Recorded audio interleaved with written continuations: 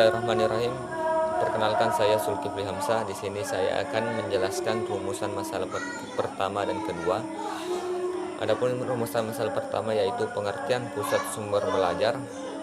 Pusat sumber belajar adalah suatu bangunan dan lembaga yang terdiri dari kepala dan staf yang dirancang dan diatur secara khusus dengan tujuan untuk menyimpan, merawat, mengembangkan, dan memanfaatkan koleksi sumber belajar dalam berbagai bentuk, baik secara individual maupun kelompok, untuk memberikan layanan informasi dan pengetahuan kepada peserta didik. Adapun rumusan masalah kedua yaitu tujuan dan fungsinya. Tujuannya yaitu menyediakan berbagai macam pilihan komunikasi. Yang kedua, mendorong penggunaan cara-cara belajar baru. Yang ketiga, memberikan pelayanan dalam perencanaan, produksi, operasional, dan tindakan lanjutan. Yang keempat, melaksanakan latihan untuk para tenaga pengajar. Yang kelima, memajukan usaha penelitian yang perlu tentang penggunaan media pendidikan. Yang keenam, menyebarkan informasi yang akan membantu. Selanjutnya, menyediakan pelayanan produksi bahan pengajaran. Yang kedelapan, memberikan konsultasi dan modifikasi serta desain fasilitas sumber belajar. Yang kesembilan, membantu mengembangkan standar penggunaan sumber-sumber belajar.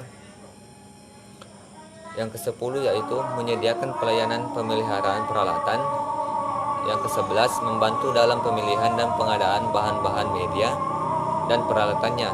Serta yang terakhir yaitu menyediakan pelayanan evaluasi untuk membantu menentukan efektivitas berbagai cara pengajaran. Adapun fungsinya yaitu fungsi pengembangan sistem interaksional, fungsi perencanaan program, fungsi produksi, dan fungsi administratif.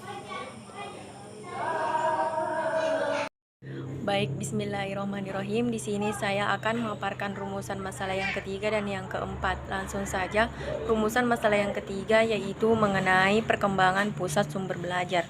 Ada 4 tahapan, yaitu yang pertama, tahapan analisis kebutuhan. Tahapan ini merupakan tahapan awal dari proses pengembangan pusat sumber belajar. Yang kedua yaitu tahap pengembangan sarana kebutuhan. Selain pengembangan sarana kebutuhan, tahapan ini juga dilakukan pengembangan program pusat sumber belajar yang akan berorientasi pada tujuan pusat sumber belajar. Yang ketiga itu tahapan implementasi. Tahapan ini merupakan tahap aplikasi atau pendayagunaan pusat sumber belajar. Yang keempat yaitu tahap pengelolaan. Tahap pengelolaan adalah kegiatan yang berkaitan dengan pengadaan, pengembangan produksi, dan pemanfaatan pusat sumber belajar. Selanjutnya, rumusan masalah yang keempat yaitu mengenai strategis dan teknis pengelolaan sumber belajar. Ada 4 strategis dan teknis pengelolaan sumber belajar, yaitu yang pertama, pengembangan proses pembelajaran, yang kedua mendesain kelas, dan yang ketiga yaitu menciptakan tata tertib kelas, dan yang keempat yaitu pengelompokan siswa. Terima kasih. Bismillahirrahmanirrahim. Selanjutnya saya akan menjelaskan rumusan masalah yang kelima, yaitu pemilihan sumber belajar. Pemilihan sumber belajar di sini terbagi menjadi 2. Yang pertama, kriteria umum, meliputi 1. Ekonomis.